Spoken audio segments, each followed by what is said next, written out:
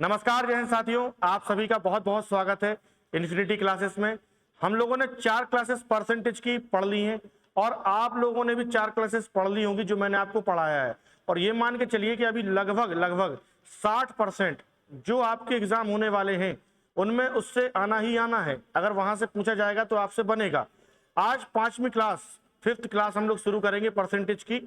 और आप जानते हैं कि सीधे हम लोग क्लास शुरू करेंगे बिना समय को गवाए और एक एक कॉन्सेप्ट पे बारीक नजर रख के पूरा एक्सप्लेन जो करूंगा मैं आपको पूरा क्लियर हो जाएगा। तो चलिए क्लास की शुरुआत करते हैं। पहला क्वेश्चन आपके सामने ये रहा, क्वेश्चन नंबर 41। कल 40 क्वेश्चन हम लोगों ने कल तक कर लिए थे क्लास में, आज होना है 41 नंबर का क्वेश्चन। आज का पहला क्वेश्चन है। क्वेश्चन दिया गया है और क्वेश्चन पूछा ये गया है। सबसे पहले तो ये भी देखना है कि दिल्ली पुलिस कांस्टेबल 2020 में पूछा गया है। क्वेश्चन ये है कि एक कार का मूल्य बाइक के मूल्य से 300% अधिक है। एक कार का जो मूल्य है वो बाइक के मूल्य से 300% अधिक है। तो मैं कह सकता हूं कि अगर ये 100 होगा तो ये 300 अधिक तो कितना हो जाएगा, 400। ये प्राइस हो जाएगा। फिर कह रहा है यदि कार के मूल्य में 10% की वृद्धि होती है, कार के मूल्य में अगर 10% की वृद्धि कर दी जाए तो 400 का 10% होता है 40। कितना होगा, 40। अब 40 ऐड कर देंगे तो कितना आ जाएगा, 440 बिल्कुल आ जाएगा।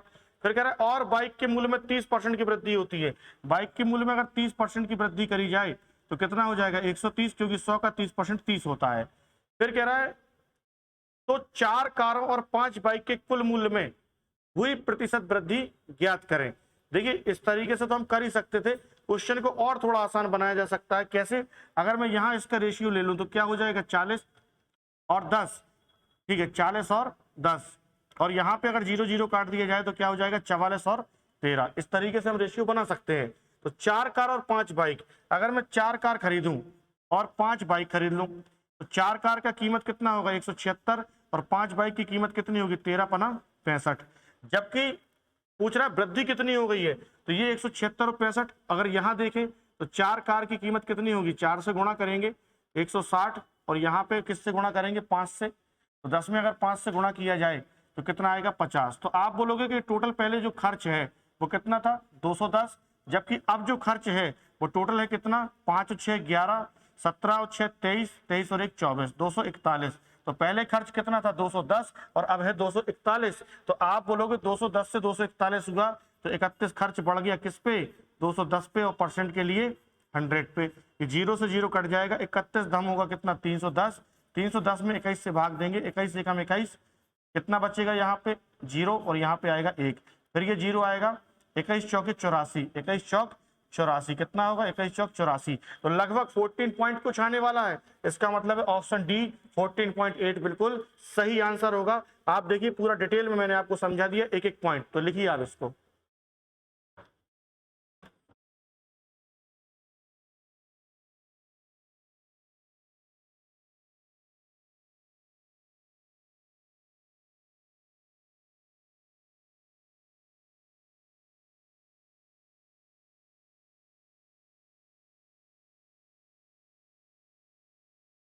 लिख गया होगा।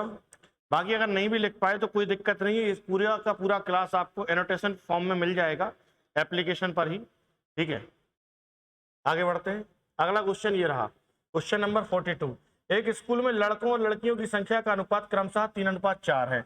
मतलब बॉयज और गर्ल्स जो हैं उनका रेशियो बताया गया है 3 अनुपात कितना है, 4। यदि लड़कों की संख्या में 10% की वृद्धि, अब मुझे पता है 10% की वृद्धि होनी है, तो अभी इनको 30 और 40 मान लो तो कैलकुलेशन आसान हो जाएगी। भाई रेशियो 3-4 बोले या 30-40 बोले कोई फर्क नहीं पड़ता, क्योंकि गुणा करें या भाग करें रेशियो पे कोई फर्क नहीं आने वाला। यदि लड़कों की संख्या में 10% की वृद्धि, तो लड़कों की संख्या में 10% की वृद्धि, तो 30 का 10% 3 होगा, तो संख्या हो जाएगी 33। और बोला गया है और लड़कियों की संख्या में 15% की वृद्धि, इसमें करनी है 15% की वृद्धि। तो 15% की वृद्धि करेंगे तो 40 का 15% होगा 6, तो 40 और 6 कितना हो जाएगा, 46। ठीक है, तो पूछ रहा तो लड़कों की संख्या लड़कियों की संख्या का क्या अनुपात होगा, तो भैया ये अनुपात होगा 33:46 या फिर 33/46। ऑप्शन ए बिल्कुल सही होगा। क्वेश्चन एसएससी सीपीओ 2022 में पूछा गया, इसको लिखिए।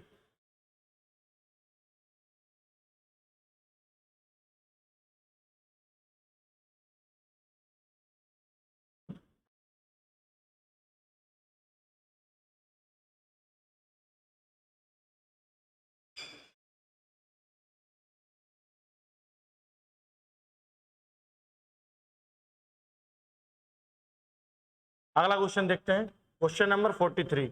एमपी पुलिस 2022 में कोई ऐसा एग्जाम नहीं है जहां से अपन ने क्वेश्चन नहीं लिए। अच्छा देखिए, अब यहाँ पे अगर क्वेश्चन समझेंगे बाद में, पहले समझेंगे कुछ छोटे से कॉन्सेप्ट। जैसे क्वेश्चन में आय पर आधारित क्वेश्चन है तो अपन यहां लिख सकते हैं question based on income, question based on income. Income मतलब आय पर आधारित, आय पर आधारित, आय पर आधारित जो प्रश्न होते हैं उनमें हमें यह समझना पड़ेगा आय पर आधारित जो क्वेश्चन होते हैं वो कितने टाइप से बनते हैं। तो ध्यान रखना, आय पर आधारित जो क्वेश्चन बनते हैं वो बनते हैं दो टाइप से। एक बनता है कुल आय पर और दूसरा बनता है शेष आय पर। पहला बनता है कुल आय पर और दूसरा बनता है शेष आय पर। कुल आय मतलब टोटल इनकम और शेष आय का मतलब रिमेनिंग इनकम। ठीक है, कुल आय और शेष आय पर। तो ये दो प्रकार से क्वेश्चन बनते हैं आय पर। अच्छा, आय बराबर होता क्या है? आय बराबर होता है हमारा खर्च और प्लस बचत। इस बात को भी समझ लेना है, आय बराबर होता है खर्च प्लस बचत, क्योंकि जितना हम खर्च कर देते हैं उसके बाद जो बचता है उसको क्या बोलते हैं? जो बचत, जितना खर्च कर देते हैं और जो बचत होती है, अगर दोनों को जोड़ दिया जाए तो क्या बन जाएगी? आय बन जाएगी। तो आय बराबर होता है खर्च प्लस बचत। और हमें अगर कभी कोई कह दे कि आप खर्च बताइए कि खर्च कितना होगा, तो खर्च बराबर होगा आय माइनस बचत। और अगर कोई पूछ ले बचत बराबर क्या होगा, तो बचत बराबर होगा आय माइनस खर्च। मतलब इनकम बराबर होगा क्या? इनकम बराबर एक्सपेंडिचर प्लस सेविंग। और अगर कोई पूछे एक्सपेंडिचर क्या है, तो इनकम माइनस सेविंग, और सेविंग क्या है, तो इनकम माइनस एक्सपेंडिचर। ये रिलेशन आपको पता होगा तभी ये क्वेश्चन बनेगा। तो मैं चाहता हूं कि पहले आप जो ये बेस बताया गया है इसको लिख लें, फिर हम लोग आगे बढ़ते हैं क्वेश्चन पे।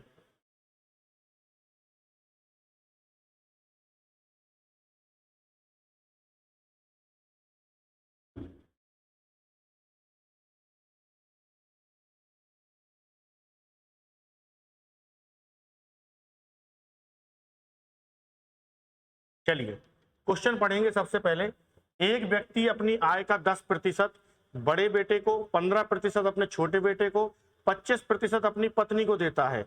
यदि उसके पास 14,000 रुपए शेष हैं तब उसके पास कितने रुपए थे?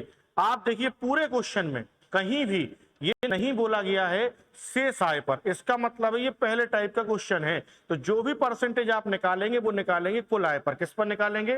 कुल आय पर। तो एक व्यक्ति अपनी आय का अगर 10% बड़े बेटे को देता है, फिर 15% छोटे को, 25% अपनी पत्नी को देता है, रिमेनिंग उसके पास 14,000 शेष है, तो कितने रुपए थे? तो मैंने मान लिया कि उसके पास 100 रुपए थे, 100 यूनिट पैसा था। अब 100 यूनिट में से 10% बड़े बेटे को, तो 10% का 100 का कितना होगा? 10 दे दिया बड़े बेटे को, इसमें से 15% छोटे बेटे को, फिर इसी में से, क्योंकि कुल आय पर कहीं भी नहीं लिखा शेष आय पर, फिर इसमें से 25% पत्नी को, तो 25 निकाल दिया। तो इस तरीके से 25, 15, 40 और 10 कितना निकल जाएगा? 50। अब अगर 50 निकल गया 100 में से, आय अगर मैंने 100 मान ली और 50 बांट चुका हूं, खर्च हो चुका है, तो जो सेविंग होगी, जो बचत होगी वो 50 होगी, और बचत बताई गई है कितनी? 14,000। तो इस 50 की जो वैल्यू है वो 14,000 है। हमसे पूछ रहा है उसके पास कितने रुपए थे, तो उसके पास 100 थे, तो 50 की वैल्यू 14,000 है, तो 100 की वैल्यू दुगुना कर देंगे, 14 दूनी कितना हो जाएगा? 28,000। इसका मतलब है उसके पास 28,000 रुपए थे। ऑप्शन बी बिल्कुल सही आंसर होगा। जल्दी से आप इसको लिख लें।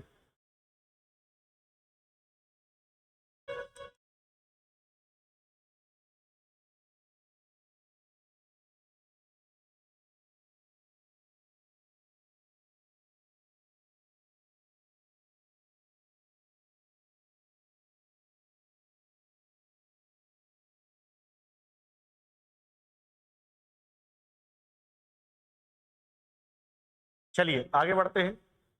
अगला क्वेश्चन ये रहा, क्वेश्चन नंबर 44। क्वेश्चन में दिया गया है, यदि एक व्यक्ति अपनी आय का 25% मनोरंजन पर, 10% अपने खाने पर, 15% अपने कपड़ों पर, फिर 10% एक ट्रस्ट में दान कर देता है, यदि अब उसके पास 16,000 रुपए हैं तब उसके पास कितने रुपए थे? क्वेश्चन रेलवे ग्रुप डी 2022 में आया है। 100 रुपए मैंने मान लिया उसके पास थे। इस 100 में से 25% मनोरंजन पर, तो 25 निकल गए मनोरंजन पर, फिर 10% अपने खाने पे, तो फिर 10 निकल जाएंगे, क्योंकि शेष आय नहीं बोला, तो जो भी परसेंटेज निकालेंगे वो हमेशा कुल आय पर निकालेंगे। फिर 15% अपने कपड़ों पर, 15 और निकल गए। लास्ट में 10% एक ट्रस्ट में, तो इसका 10% और निकल गया। तो आप देखोगे 25, 15, 4, 10, 50 और 10, 60 निकल चुका है, 60 खर्च हो चुका है। 100 में से 60 खर्च हो जाएगा तो बचत 40 की होगी, जबकि बचत 40 की नहीं है, 16,000 की बताई गई है। 0 0 कट जाएगा, 4 एकम 4, 4 चौके 16। भाई 4 बराबर 1600 है, तो 1 बराबर होगा 400। हमसे पूछ रहे कितने रुपए थे, तो रुपए कितने माने हमने भैया 100। आप जानते हैं कि 100 की वैल्यू जो होगी 2 2 0 और लगा देंगे, 400 की जगह हो जाएगा 40,000। ऑप्शन ए बिल्कुल सही आंसर होगा, आप इसको जल्दी से लिख लें।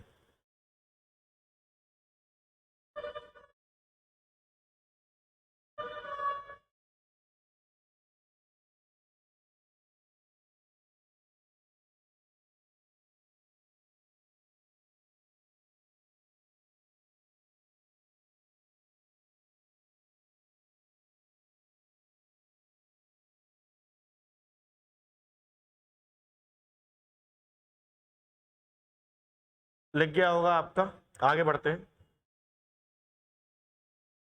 Question number 45।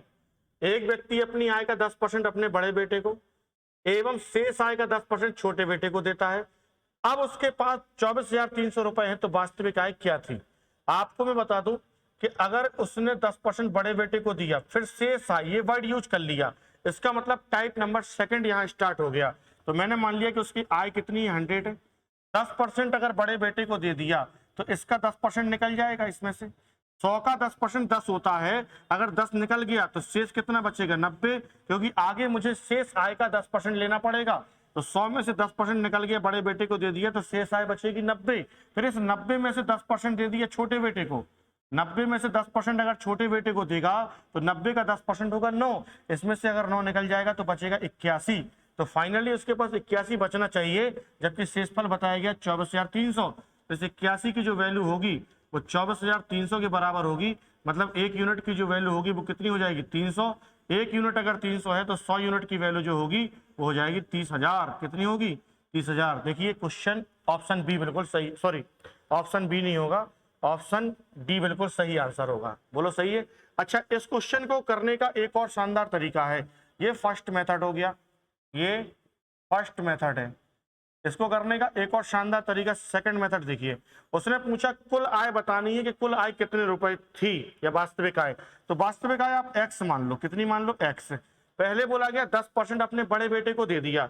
अब 10% अगर दे दिया, 10% बराबर होता है 1/10। तो 10 में से 10 का 10% 1 होता है, तो 10 में से 1 अगर दे दिया इसमें से, तो बचेगा कितना, 9/10। भाई 10 में से 1 निकल गया, तो जो कुल आय x मानी है उसका 9/10 बचेगा, तो ये हमारे पास शेष होगा। फिर आगे भी 10% देना है, तो भैया जो शेष बचा है, फिर इसमें से 10% दे दूंगा तो फिर 9/10 बचेगा, और बचा कितना है, जवाब होगा 24,300। तो आप इस तरीके से भी लिख सकते हैं, 9 9 81, 81 का भाग देंगे 3 बार जाएगा, 300 का 100 से गुणा होगा, क्योंकि 10 धन 100, 100 का गुणा 300 से होगा, तो आंसर आ जाएगा वापस से कितना, 30,000। तो ये दोनों मेथड बहुत अच्छे हैं, जिसमें सेकंड मेथड रिमेनिंग आय पर अगर आप लगाएंगे तो क्वेश्चन को सॉल्व करने में ज्यादा आसानी होगी।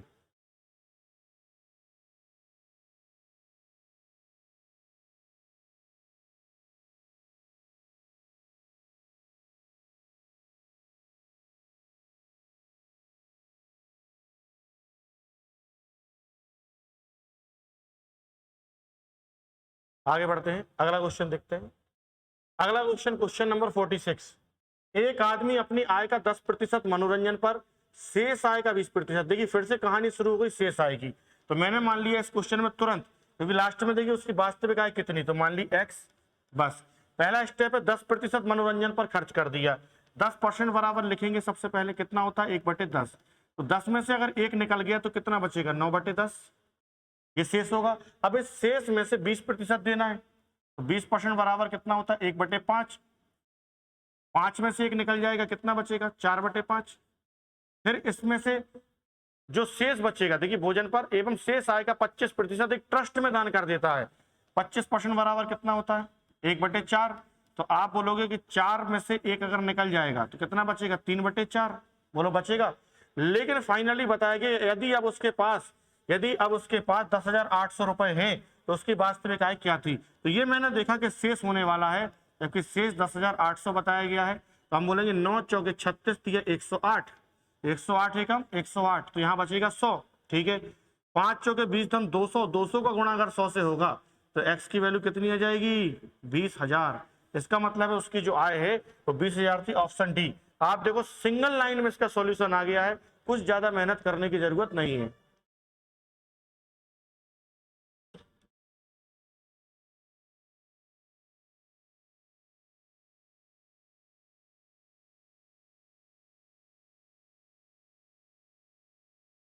चलिए आगे बढ़ते हैं। Question number 47। क्वेश्चन नंबर 47, एक व्यक्ति का मासिक वेतन 13,500 रुपए है। ये थोड़ा सा अलग टाइप का क्वेश्चन है, एक मैं बताऊंगा फिर आप कर लेना। मैं इसको दो मेथड से आपको बताऊंगा, देखना जरा कैसे। एक व्यक्ति का मासिक वेतन 13,500 रुपए है। ठीक है, तो आय जो है, मासिक वेतन जो है वो बताया गया है 13,500 रुपए है। जबकि उसका जो खर्च है, उसका खर्च की अगर हम बात करें तो खर्च 9,000 रुपए है। खर्च कितना है? 9,000 रुपए है। अगले वर्ष उसका वेतन 14% बढ़ गया, मतलब खर्च, सुनिए, वेतन अगले साल बढ़ा।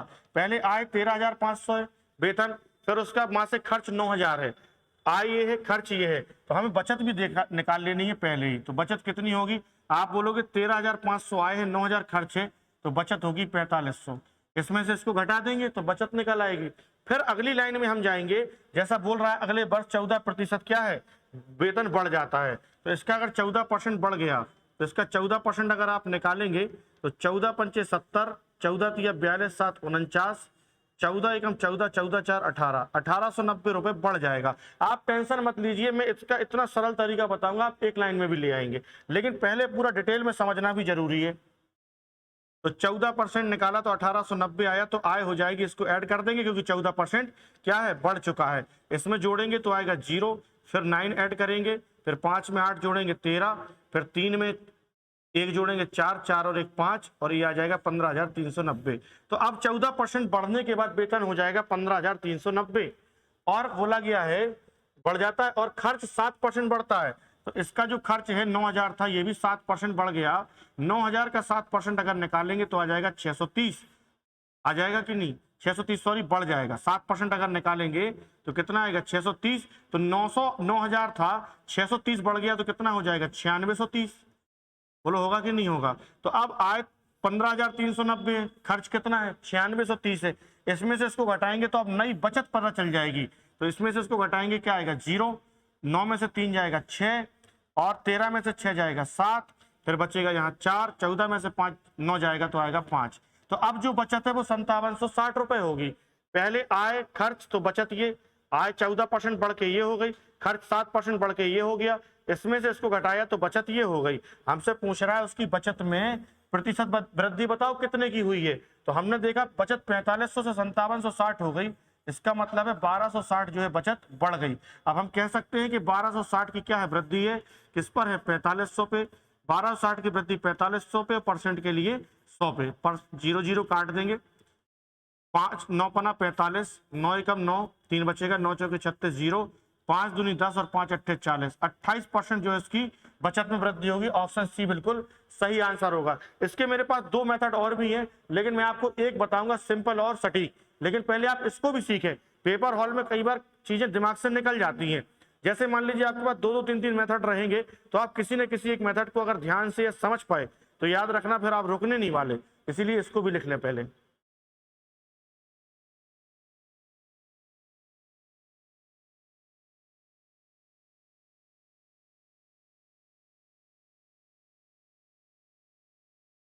लिख गया होगा। देखिए अब इसी क्वेश्चन को करने का एक और तरीका आपको बताता हूं। मैं अगर आपसे बोलूं कि ये आय है, ये खर्च है और ये बचत है, इनका रेशियो क्या है, तो आप बोलोगे 2 0 2 0 काट दो। 45 से कम 45, 45 दूनी 90 और 45 तिया 135, तो रेशियो आएगा 1 2 3। ठीक है, अब मैं अगर आपसे बोलूं कि आय 14% बढ़ गई, तो मैंने कहा कि अगर मैं आय 14% बढ़ाता हूं और खर्च भी 14% बढ़ा लूं, तो ध्यान रखना बचत भी 14% बढ़ जाएगी।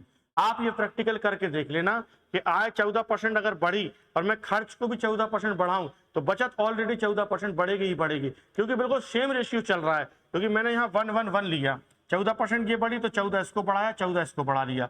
लेकिन खर्च जो है वो 14 नहीं बढ़ा, कितना बढ़ा 7। तो भैया मैंने तो सबको 14 बढ़ा लिया, लेकिन खर्च जो है वो 14 नहीं हुआ, कितना हुआ 7। तो आप बोलोगे होना तो 14 चाहिए था, तो बचत भी 14 हो जाती ज्यादा, लेकिन खर्च हुआ 7% है, तो इसका मतलब है 7% की एक्स्ट्रा बचत होगी। यहाँ पे करना 14 था, कर 7 रहे, तो 7 की बचत होगी कितने खाने पर 2। भाई कितना रेशियो इसका 2, तो 2 खाने पर अगर 7% बचाएंगे तो 14% एक्स्ट्रा बचेगा कि नहीं बचेगा। और 14% एक्स्ट्रा बचेगा तो इस एक खाने को 14% और मिल जाएगा, तो 14% कितना हो जाएगा टोटल, तो टोटल हो जाएगा 28%। तो इसकी जो फाइनल जो बचत होगी वो कितनी हो जाएगी, 28% हो जाएगी, और यही हमारा आंसर है।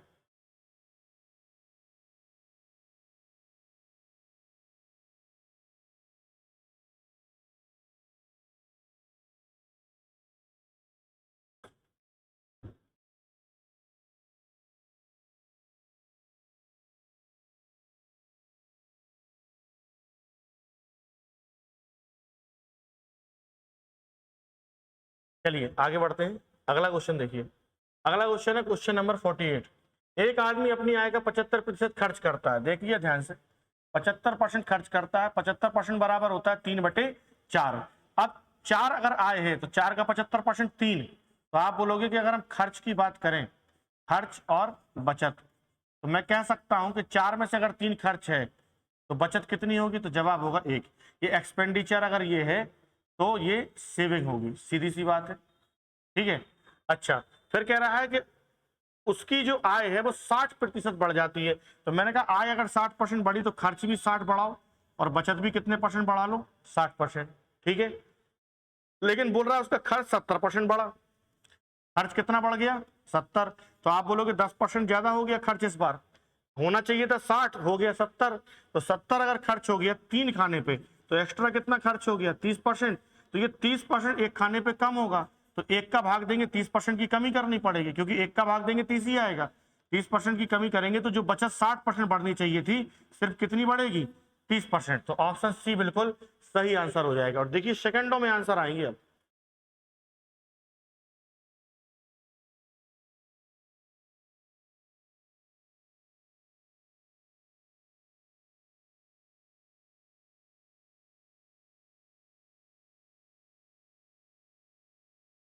लिख गया होगा। अगला क्वेश्चन देखिए, क्वेश्चन नंबर 49। एक आदमी अपनी आय का 80% खर्च करता है, 80% बराबर होता है 4/5। तो हम कह सकते हैं कि खर्च अगर 4 होगा, खर्च अगर 4 होगा तो जो बचत है, बचत कितनी हो जाएगी, 5 में से 4 खर्च है तो बचत 1 होगी, ठीक है। फिर कह रहा है आय 35% बढ़ी, तो हमने कहा खर्च भी 35% बढ़ा लो और बचत भी कितनी बढ़ा लो, तो 35%। जबकि बताया गया उसका जो खर्च है वो 37.5% बढ़ जाता है। खर्च कितना बढ़ जाता है, 37.5%। तो आप देखो कि 2.5% एक्स्ट्रा खर्च हो रहा है। तो 4 खाने पे कितना खर्च होगा, 2.5 चौके 10, तो 10% एक्स्ट्रा खर्च होगा, तो 1 खाने पे 10% बचत कम होगी, तो 10% बचत घट जाएगी, तो बचत कितनी रह जाएगी, सिर्फ 25%। तो बचत में जो वृद्धि है वो 25% होगी। ये क्वेश्चन भी रेलवे एग्जाम्स में पूछा गया है, करिए स्कोर।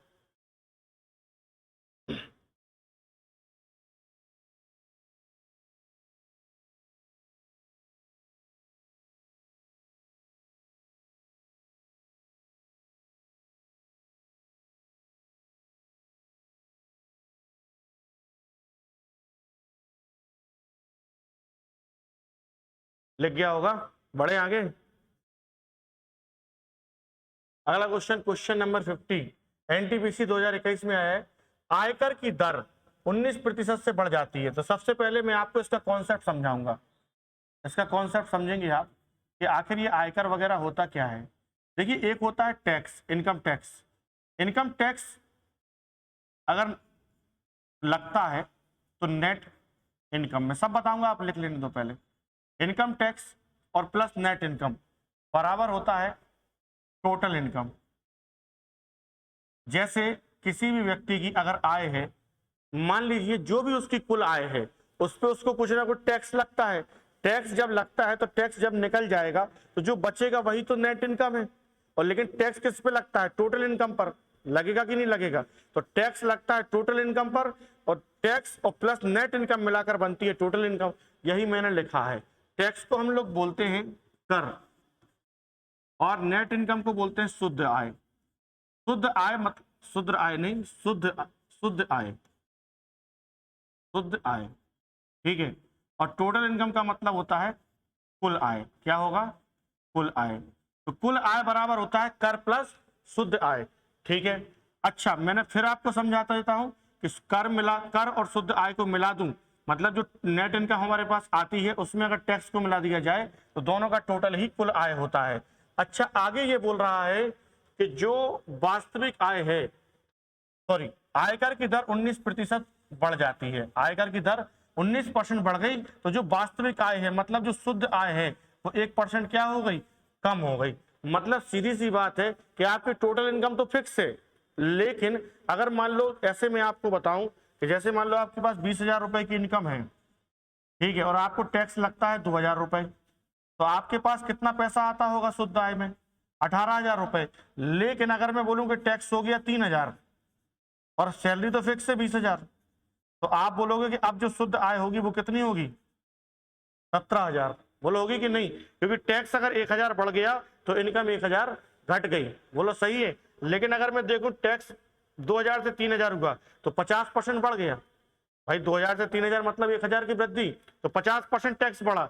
जबकि इनकम कितनी घटी? तो आप बोलोगे कि 1,000 बटे 18,000, तो कितना आता? 1 बटे 18, मतलब 5 सही 5 बटे 9%। तो ये 5 सही 5 बटे 9% घटा और ये कितना?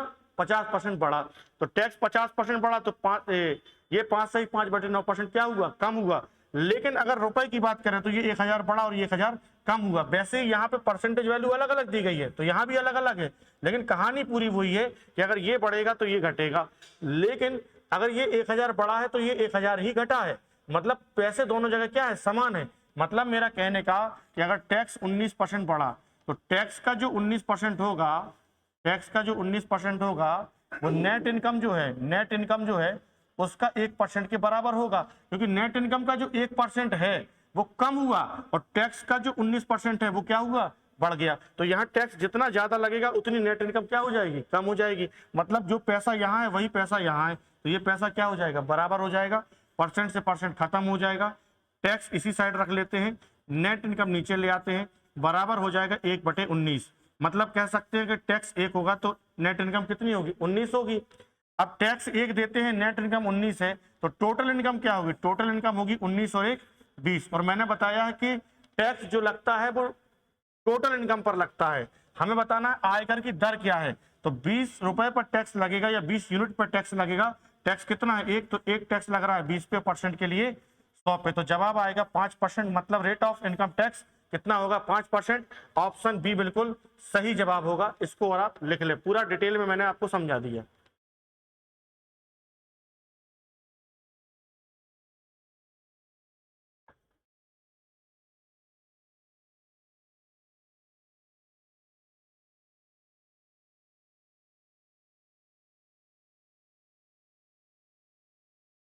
चलिए आगे बढ़ते हैं। अगला क्वेश्चन ये है, अगला क्वेश्चन सेम टू सेम वैसा ही रेलवे ग्रुप डी 2022 में पूछा गया है।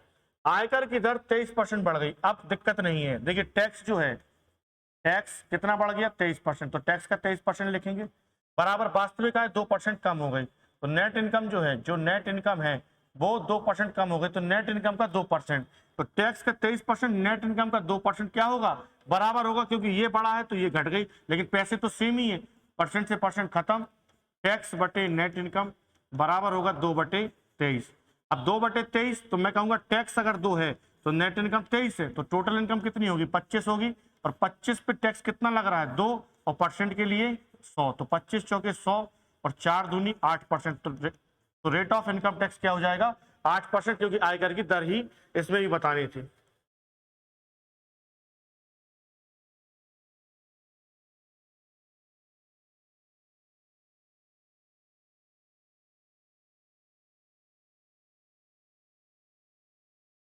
चलिए आगे बढ़ते हैं, अगला क्वेश्चन देखते हैं।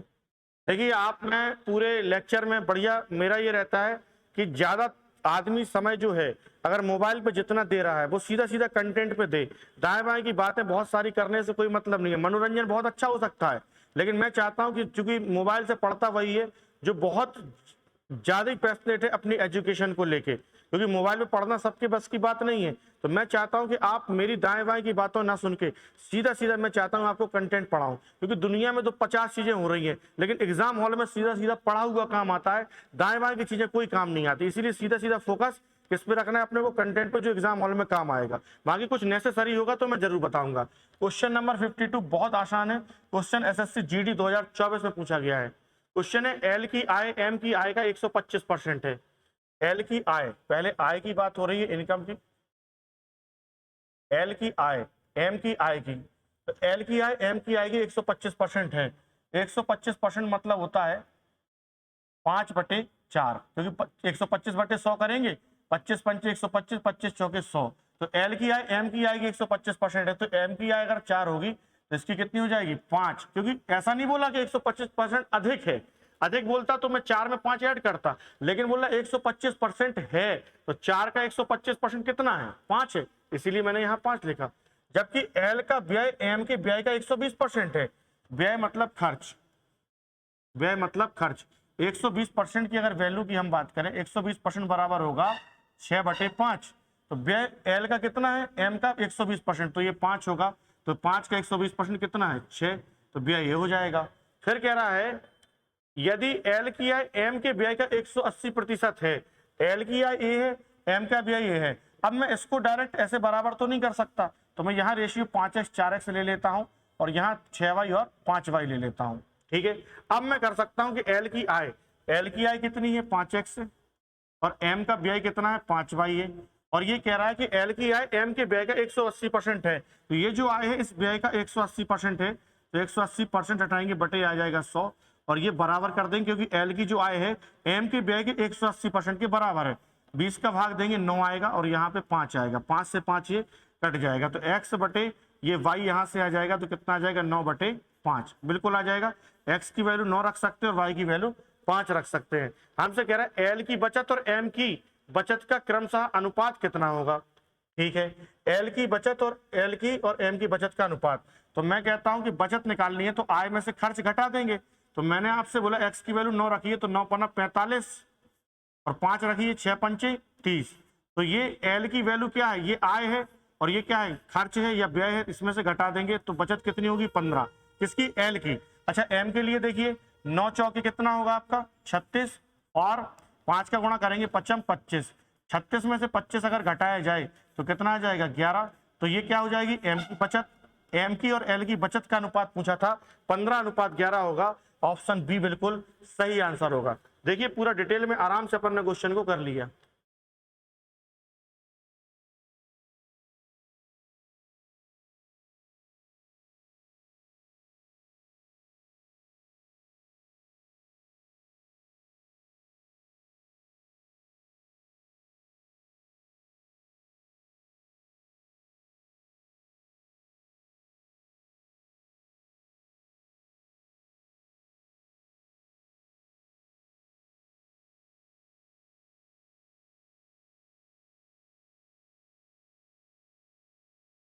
लिख गया होगा। अब मैं आपको इसका एक और तरीका बताता हूं, देखिए जरा, इसमें जो ये लाइन बोली गई है एल की आय एम के व्यय का 180% है, ठीक है। पहले इसको मैं क्या करूं, मिटा दूं, यहां कर देता हूं सेकंड मेथड, ठीक है। ये एल और ये एम, ठीक है। बचत का रेशियो कितना है 5:4 है, जबकि व्यय का कितना है 6:5। एल की आय एम के व्यय का 180% है, 180% बराबर कितना होता है 9/5, मतलब एल की जो आय है, एल की आय एम के व्यय का 180%, तो 5 का 180% कितना है 9 है, तो एम का जो व्यय है, एम का व्यय अगर 5 होगा तो एल की आय कितनी होनी चाहिए 9, तो एम का व्यय तो 5 ही है, लेकिन क्या एल की आय 9 दिख रही तुम्हें, नहीं दिख रही। यहाँ पे 9 दिख रहा कहीं, तो नहीं दिख रहा 9, तो मैंने देखा यहाँ तो 5 दिख रहा, बट यहाँ पे 9 नहीं दिख रहा, तो मुझे यहाँ 9 दिखना चाहिए, मतलब कुल मिला के रेशियो क्या होना चाहिए 9:5, इसके बीच में, इन दोनों के बीच में।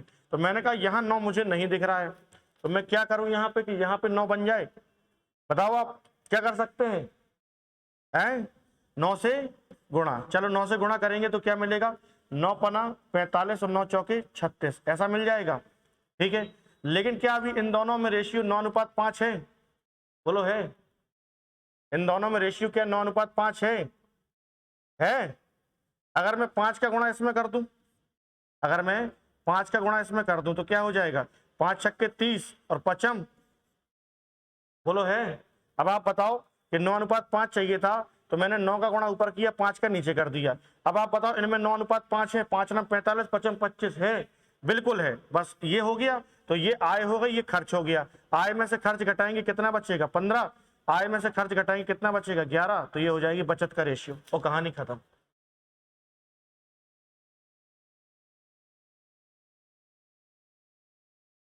अगला क्वेश्चन देखते हैं, आगे बढ़ते हैं।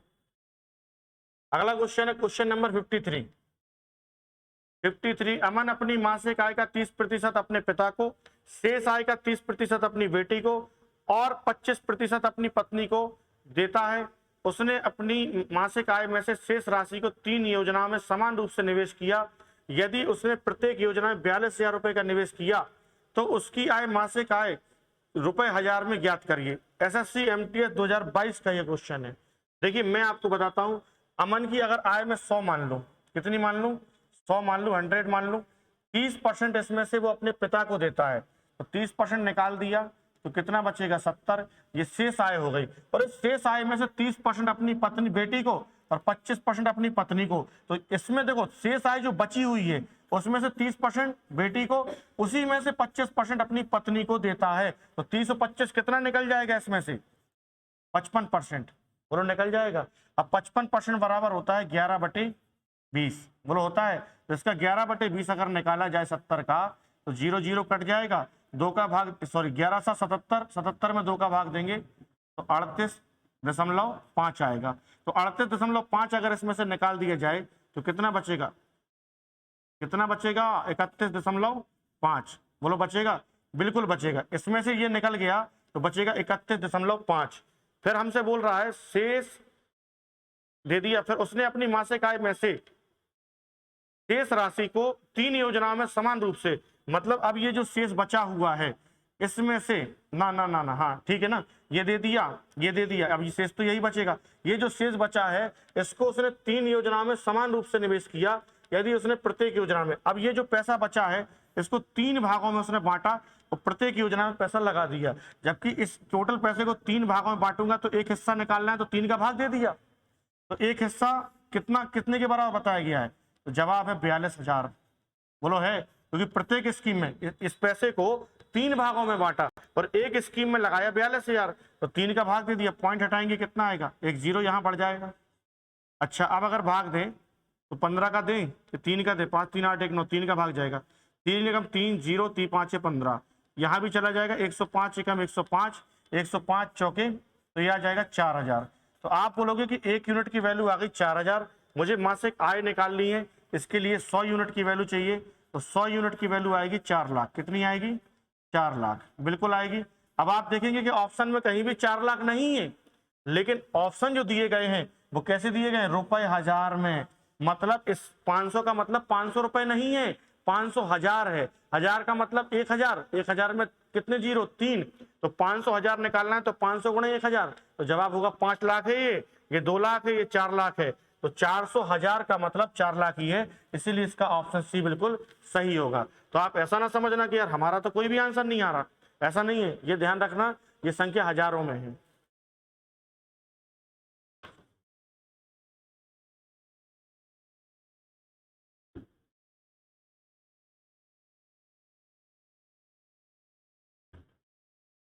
लग गया होगा, आगे बढ़ते हैं। देखिए मैं बहुत जल्दी जल्दी फास्ट कर करके ऐसे पढ़ाना बिल्कुल पसंद नहीं करता हूं। मैं चाहता हूं आपको समझ डिटेल में लो, क्योंकि हो क्या रहा है, जैसे मान लो इसी क्वेश्चन को मैंने पढ़ाया, अब मैं 2-2 लाइनें मिटाता जाऊं और मैं बोल दूं देखो ये 2 लाइन में हो गया। ऐसा सॉल्यूशन करना सही नहीं है, क्योंकि आप पूरा समझ लो ना एक एक स्टेप। स्पीड तो आपकी खुद ही बन जाएगी जब आपको ये बनता होगा, है कि नहीं। चलिए अगला क्वेश्चन है 54, एसएससी 2024 में आया है। किसी परीक्षा में पास होने के लिए, देखिए यहाँ पे जो क्वेश्चन है ये एग्जाम में पास और फेल होने से रिलेटेड है। एग्जाम में पास और फेल होने से रिलेटेड है। चलिए अब आपको एक बात मैं बता दूं कि किसी भी एग्जाम में जो मैक्सिमम परसेंटेज ऑफ मार्क्स होता है वो होता है 100%। टोटल जो पेपर होता है वो 100% का होता है, कोई भी हो। अंक अधिकतम कितने भी हो सकते हैं, हो सकता है 600 हो, लेकिन परसेंटेज 100 ही होगा। तो किसी परीक्षा में पास होने के लिए 60% अंकों की आवश्यकता है। मतलब एग्जाम अगर दिया जाए तो 60% नंबर आ जाए तो पास हो जाएंगे। लेकिन एक विद्यार्थी ऐसा है जो 210 अंक लाकर 30 अंकों से फेल हो जाता है। मतलब 210 अंक तो वो ले आया, लेकिन 30 से फेल हो गया। मतलब अगर उसे ये 30 और मिल जाते तो वो पास हो जाता। पूछ रहा परीक्षा में अधिकतम अंक बताइए। मैंने कहा 210 लाके अगर 30 से फेल हुए, इसका मतलब है पास होने वाले अंक 240 हैं, जबकि पास होने का प्रतिशत 60% है, अंक 240 है। तो 60% बराबर 240 होगा। तो मैं कह सकता हूं कि 1% बराबर 4 अंक होंगे। 1% बराबर अगर 4 अंक हैं, परीक्षा के अंक अधिकतम 100% होते हैं, इसका मतलब जवाब आ जाएगा 400 अंक। ऑप्शन सी बिल्कुल सही होगा। जल्दी से आप इसको लिखें ताकि हम तुरंत आगे बढ़ें।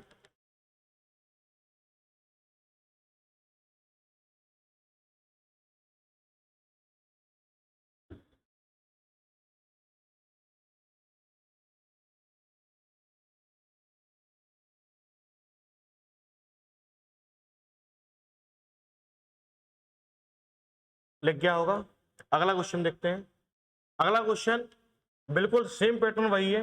एक छात्र 25% अंक लाकर 210 अंक से फेल हो जाता है।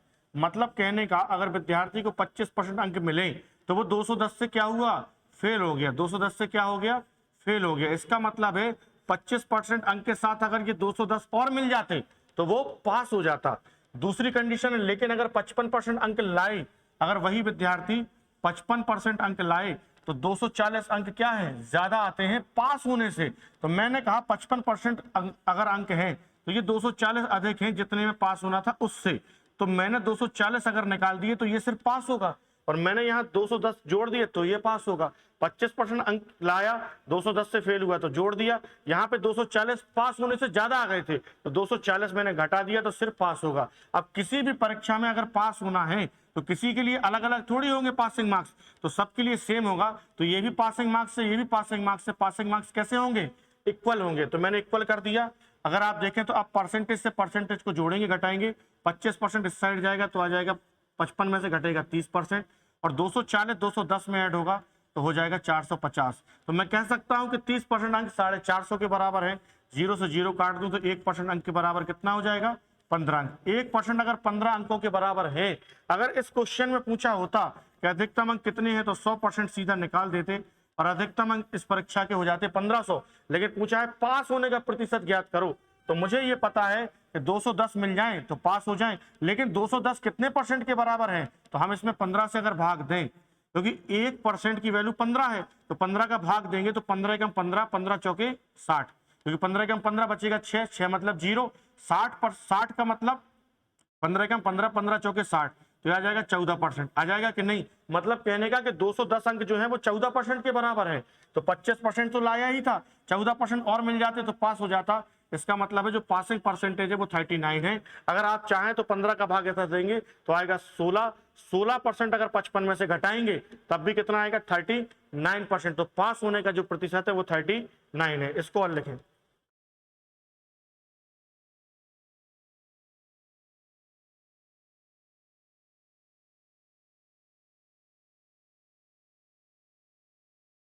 इस क्वेश्चन को आपने बढ़िया तरीके से समझ लिया होगा, और आगे भी कुछ ऐसे ही 1-2 क्वेश्चन और भी होने वाले हैं, लेकिन इतना टाइम सफिशियंट है, इससे ज्यादा पढ़ना उचित नहीं है।